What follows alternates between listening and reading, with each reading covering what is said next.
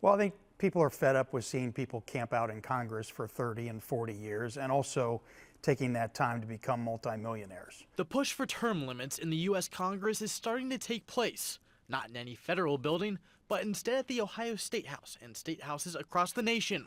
Kevin Coughlin is helping lead the charge for U.S. term limits in the state of Ohio. He says right now, without the help of the state, term limits for Congress will never happen. Congress will never pass their own term limits unless they have the proverbial gun to their head. The way he hopes to do that is with this resolution, which was introduced to the Ohio Senate. He says if enough states also pass similar legislation, it'll force a constitutional convention to make the change. Coughlin says that the Senate might feel the heat before a convention takes place. We hope to get about 30 states passing this resolution, which is around the time when Congress is going to wake up and say, uh-oh, this is coming.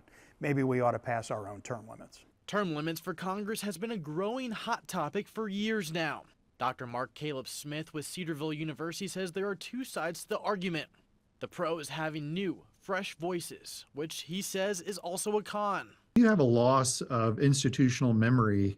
So when you're consistently turning over people every 4, 6, 8, 10 years, you're losing a great deal of expertise that's been accumulated in the process. Now, I understand accumulating expertise has positives and negatives because it can become very rigid, but also it can become wisdom. Ohio voters voted for term limits in 1992 when Coughlin was serving in the State House. I think people were all saying, oh, it's going to ruin state government. It's going to create a bunch of amateur hour in our government. That's not what happened at all. Ohio's moving along just fine.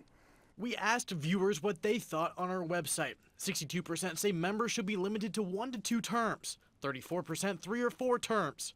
4% say no term limits are needed. Coughlin says that he hopes legislation is passed in Ohio by the end of the year. On your side, Nick Veland, ABC 6 News.